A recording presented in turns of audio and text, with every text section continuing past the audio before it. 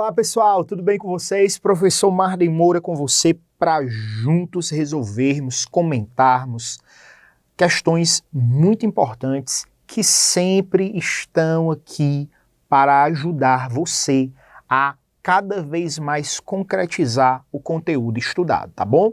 Vamos lá para a nossa primeira questão. Olha só que coisa interessante. Debata sobre as relações entre a moralidade e os ideais da razão, tal como foram estabelecidos no pensamento kantiano ao abordar a posição dogmática.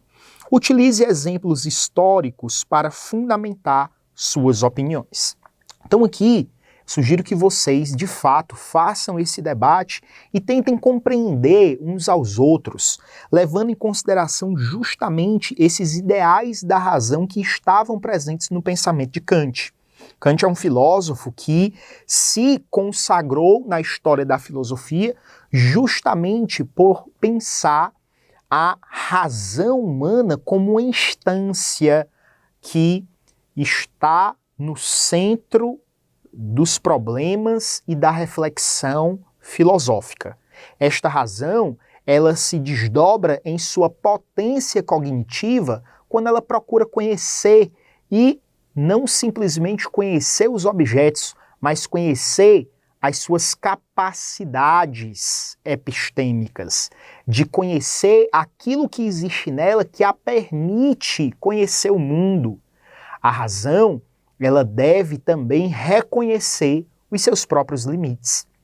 Esses limites estão impostos por aquilo que Kant chamava de númenos. Os númenos, Deus, a alma, a liberdade, o mundo em sua totalidade, a natureza como um todo, são coisas que nós podemos pensar, mas nós não podemos experimentar e não podemos chegar a conhecer. A moralidade é, então, aquilo que pressupõe essas coisas, por exemplo, Deus e a liberdade, para poder transformar um ser humano num sujeito de ação, num sujeito que age, num sujeito que tem uma regra racional que determina a sua boa vontade, que determina o seu modo de agir, socio-historicamente falando. Então essas coisas precisam estar estabelecidas para que nós possamos pensar em um debate frutífero que sempre acarrete crescimento, tanto dos interlocutores quanto daquele que está ali mediando este debate. Não deixe de fazer essa atividade com os seus colegas. Segunda questão, o que levou Kant a realizar estudos transcendentais? Bem, nós precisamos nos lembrar que transcendental para Kant não é o transcendente. Transcendente é aquilo que extrapola a realidade imanente, essa realidade presentificada no nosso meio.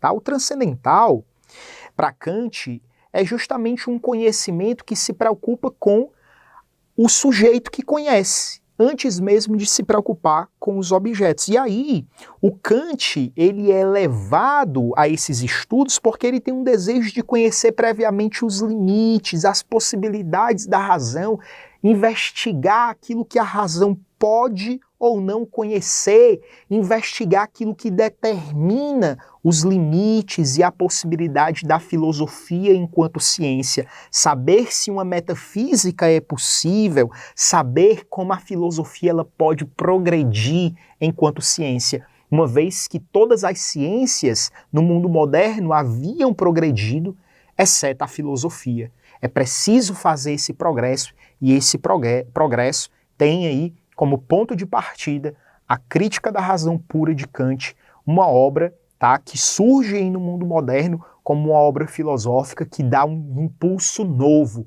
ao ato do filosofar. Terceira questão. Kant deu novos sentidos para termos como conceitos, categorias, analítica e dialética. Por que isso foi necessário? Bem, a primeira coisa que nós devemos levar em consideração é que esses conceitos eram conceitos utilizados ao longo da história da filosofia. E muitas vezes o filósofo, tem um filósofo contemporâneo, chamado Deleuze, que diz que a filosofia é criação de conceitos. Você cria conceitos. Então, muitos desses conceitos, eles precisam ser ressignificados. E uma das razões que levou Kant a ressignificar, dar um sentido novo para esses conceitos que já existiam, tá, na filosofia, é a razão do enfoque transcendental que ele buscou para os conhecimentos abordados tanto pela lógica quanto pela metafísica que foram construídas historicamente.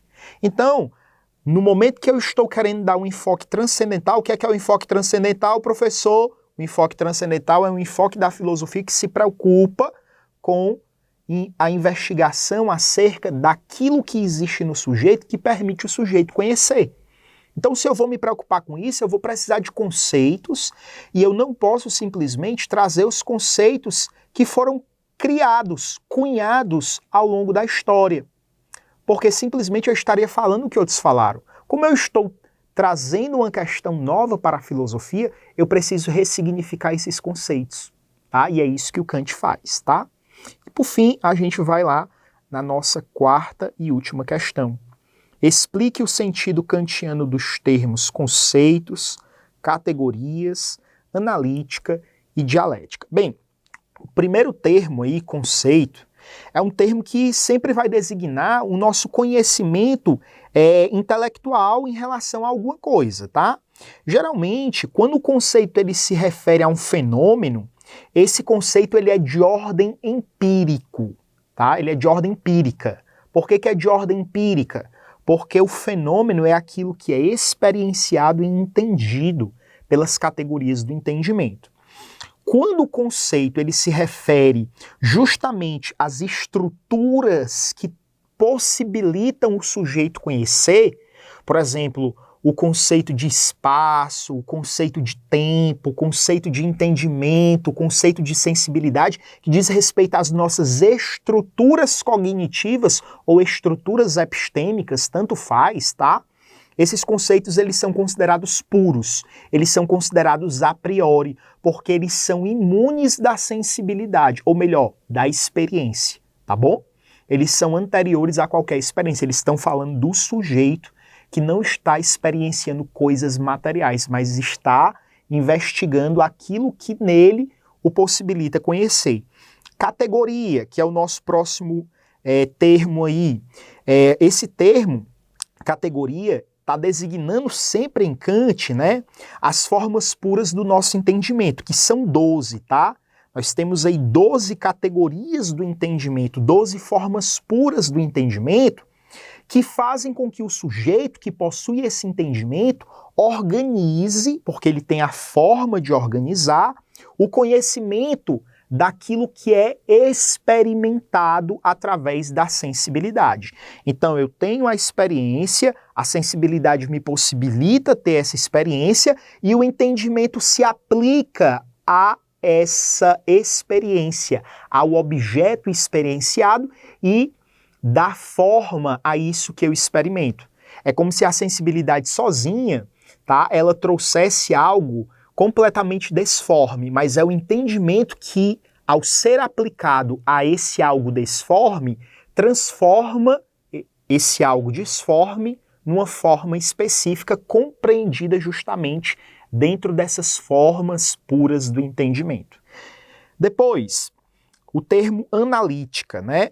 A analítica transcendental, nós vimos, é a parte da lógica transcendental kantiana que se propõe a estudar o quê? Que se propõe a estudar as formas puras do nosso entendimento. E quais são as formas puras do nosso entendimento, professor?